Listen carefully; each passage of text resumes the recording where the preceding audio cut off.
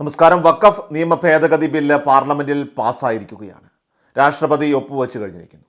നിയമം ഇപ്പോൾ പ്രാബല്യത്തിൽ വന്നു. എന്നാൽ വഖഫ് ബില്ലിലൂടെ ഇസ്ലാമിക ഭൂമി പിടിച്ചെടുക്കാൻ നിയമമൊരുക്കി പാസ്സാക്കിയവർ ചർച്ച് ബില്ലിലൂടെ ക്രൈസ്തവരുടെ ഭൂമിയിലേക്കും കൈവയ്ക്കാനായിട്ട് പോവുകയാണ്. അത്തരത്തിൽ കേന്ദ്ര സർക്കാരിൻ്റെയും അതോടൊപ്പം തന്നെ RSSന്റെയും പദ്ധതിയെ പറ്റിയുള്ള ഞെട്ടിപ്പിക്കുന്ന വിവരങ്ങളാണ് ഇപ്പോൾ പുറത്തേക്ക് വരുന്നത്. മുസ്ലിങ്ങൾക്കെതിരെയുള്ള വഖഫ് ബില്ലിൻ്റെ ചർച്ചകൾ നടന്നുകൊണ്ടിരിക്കുമ്പോൾ അതിന് പിന്നാലെ ക്രൈസ്തവരെ പ്രീണിപ്പിക്കാൻ വേണ്ടി കപട സ്നേഹം കാണിക്കുന്ന BJPക്ക് ഒരു മുട്ടൻ തിരിച്ചടിയായി പോയി RSS മുഖപത്രത്തിൻ്റെ ലേഖനമെന്ന് പറയുന്നത്. RSSന്റെ മുഖപത്രമായ ഓർഗനൈസറിൽ ക്രൈസ്തവരുടെ കൈവശമുള്ള ഭൂമിയെക്കുറിച്ച് പ്രത്യേകമായിട്ട് ഒരു ആർട്ടിക്കിൾ പുറത്തു വന്നു. ക്രൈസ്തവരുടെ കൈവശമുള്ള ഭൂമി എന്ന് പറയുമ്പോൾ അവർ നടത്തുന്ന വിദ്യാഭ്യാസ സ്ഥാപനങ്ങൾ ഉൾപ്പെടെ എല്ലാം തന്നെ അതിൽ ഉൾപ്പെടുന്നുവെന്നതാണ് ഉദ്ദേശിക്കുന്നത്.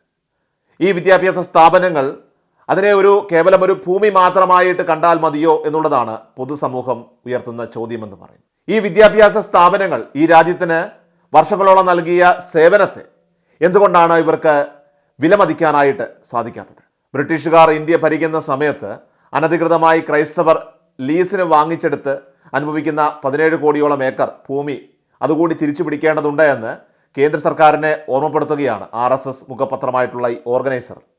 ഇന്ത്യയിൽ ആകമാനം പലയിടങ്ങളിലായിട്ട് ചിതറിക്കിടക്കുന്ന കത്തോലിക്ക സഭയുടെ പേരിലുള്ള ഭൂമിക്ക് മേൽ ഒട്ടും വൈകാതെ തന്നെ കടന്നാക്രമിക്കാനുള്ള നീക്കമാണ് ഇപ്പോൾ അവർ അണിയറയിൽ ഒരുക്കിക്കൊണ്ടിരിക്കുന്നതെന്ന് ഈ ഒരു ലേഖനത്തിലൂടെ വ്യക്തമായി മനസ്സിലാക്കാൻ സാധിക്കും. ക്രൈസ്തവ സഭകളുടെ ഈ പറയുന്ന ഭൂമിയിലാണ് അവരുടെ ആശുപത്രികൾ, സ്കൂളുകൾ, കോളേജുകൾ, അതുപോലെ തന്നെ സാംസ്കാരിക കേന്ദ്രങ്ങൾ, ആരാധനാലയങ്ങൾ, ചർച്ചുകൾ ഉൾപ്പെടെ എല്ലാം തന്നെ സ്ഥിതി ചെയ്യുന്നത്.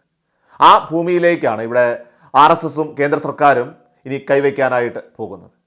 ഇന്ത്യയിൽ ആരാണ് ഏറ്റവും കൂടുതൽ ഭൂമി കൈവശം വെച്ചിരിക്കുന്നത്? അത് കത്തോലിക്ക സഭയാണോ അതോ വഖഫ് ബോർഡാണോ?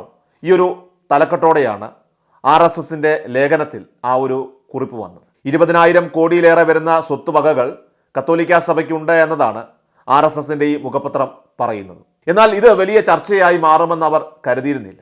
ഇങ്ങനെ ഒരു ആർട്ടിക്കിൾ പ്രസിദ്ധീകരിക്കുമ്പോൾ കേരളത്തിലെ ക്രൈസ്തവരുടെ കണ്ണിൽ പൊടിയിട്ടും അവരുടെ മുന്നിൽ നാടകം കളിച്ചു നടക്കുന്ന കേരളത്തിലെ BJPക്കാരെ സംബന്ധിച്ച് അവർക്ക് ഇപ്പോൾ ഉത്തരം മുട്ടിപ്പോവുകയാണ്.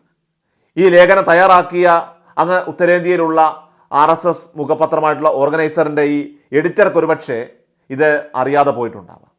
എന്നാൽ ഈ ഒരു വിഷയം വലിയൊരു ചർച്ചയായി മാറിയതിന് തൊട്ട് പിന്നാലെ അവരാകട്ടെ ആ ലേഖനം പിൻവലിച്ച് തടി തപ്പുകയാണ് ഉണ്ടായത്. എന്നാൽ ഇതിനോടകം തന്നെ പ്രതിപക്ഷവും അതോടൊപ്പം തന്നെ വിവിധ മാധ്യമങ്ങളും ഈ ഒരു വാർത്ത ജനങ്ങളിലേക്ക് അതേപടി എത്തിക്കുകയുമുണ്ടായി. വഖഫ് ബില്ലിന് ശേഷം ചർച്ച് ബില്ല് കൊണ്ടുവന്ന് ഇവിടെയുള്ള ക്രൈസ്തവ മതവിഭാഗക്കാരെയും ഒതുക്കാനുള്ള ഗൂഢതന്ത്രങ്ങളാണ് ഇപ്പോൾ അവർ അണിയറയിൽ മെനഞ്ഞുകൊണ്ടിരിക്കുന്നത്. വഖഫ് ബില്ല് പാസ്സാക്കിയപ്പോൾ മുസ്ലിങ്ങൾക്ക് നേരെയുള്ള ഒരു നീക്കം മാത്രമല്ല ഇത്. അതുകൊണ്ട് തന്നെ ഇന്ത്യയിലെ ന്യൂനപക്ഷങ്ങൾ, പ്രത്യേകിച്ചും മതേതര മൂല്യങ്ങൾ മുറുകെ പിടിച്ചുകൊണ്ട് ഇത്തരം നീക്കങ്ങൾക്ക് പ്രതിരോധം തീർക്കണമെന്ന് പറയാനുള്ള പ്രധാന കാരണവും ഒരുപക്ഷെ ഇതൊക്കെ കൊണ്ട് തന്നെയാണ്. അവരുടെ ലക്ഷ്യം ഒന്ന് മാത്രമാണ്, ഇന്ത്യയിലെ സകല മതന്യൂനപക്ഷങ്ങളെയും തകർക്കുക, ഒതുക്കുക എന്നത് തന്നെയാണ്. അതുകൊണ്ട് തന്നെ ഒരു ആട്ടിൻതോലണിഞ്ഞ ചെന്നായെ പോലെ അവർ കപട സ്നേഹവുമായി നമ്മുടെ ഇടയിൽ കയറിക്കൂടും. അതുകൊണ്ട് തന്നെ ഇത് വടക്കേന്ത്യയല്ല, മതേതര കേരളമേ ഒന്നടങ്കം നിങ്ങൾ കരുതിയിരിക്കുക.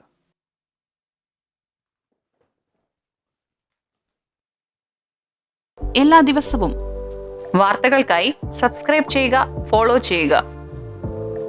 വാർത്തകളുടെ നോട്ടിഫിക്കേഷനായി ബെൽ ഐക്കൺ എനേബിൾ ചെയ്യുക. Please subscribe our channel.